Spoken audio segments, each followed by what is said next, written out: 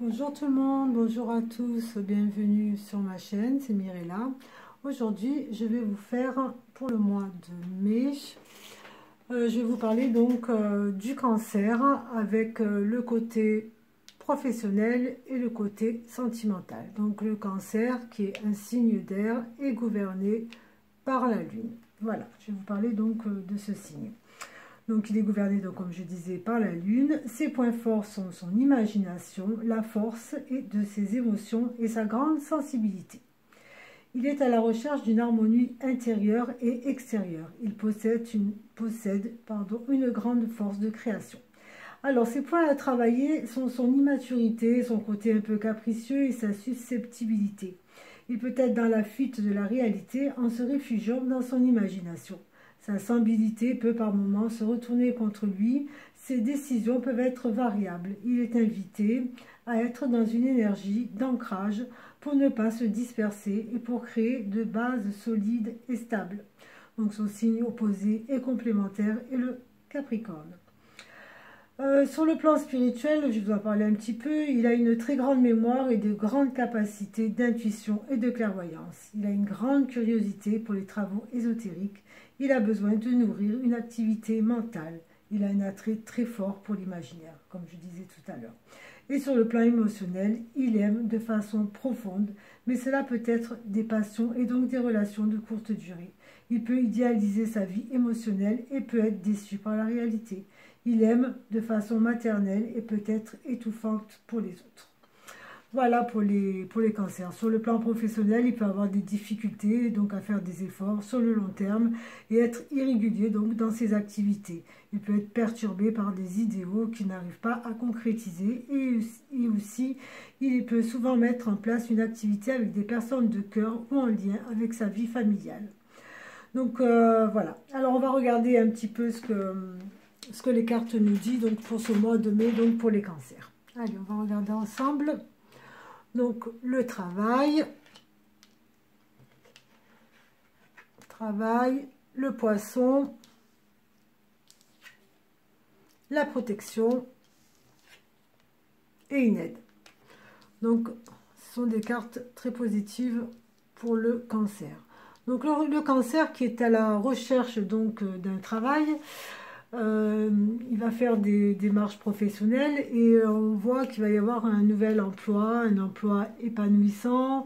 Et on voit aussi qu'il va y avoir une personne qui sera là donc pour l'aider, une aide ou un appui professionnel, peut-être pour une création. Ensuite, pour ceux qui ont déjà un travail, on peut voir qu'il peut y avoir une évolution professionnelle ou avec l'aide. On peut dire aussi qu'il peut peut-être changer de service pour quelque chose, un travail qui va peut-être lui plaire davantage. Peut-être, pourquoi pas, un peu plus d'argent avec les poissons, peut-être une aide pour ceux qui veulent développer leur entreprise, une aide avec de l'argent. Et pour ceux qui travaillent, peut-être une évolution, peut-être des revenus un peu plus, voilà, avec le poisson, un peu plus d'argent, quoi, des revenus plus stables, plus élevés, on va dire.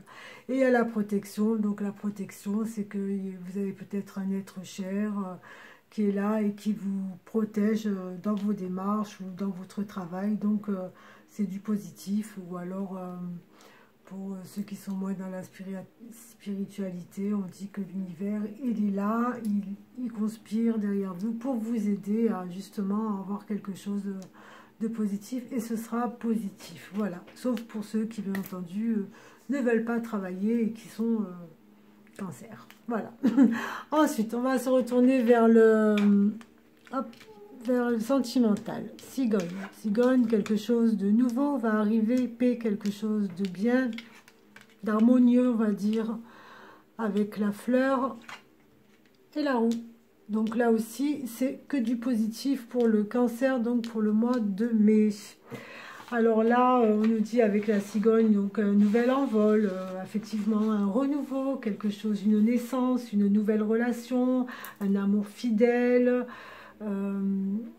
voilà, une paix, une harmonie, la fin des conflits, le retour d'un être cher peut-être, la fin des histoires de famille, une période de bonheur, de complicité, une relation honnête avec la fleur.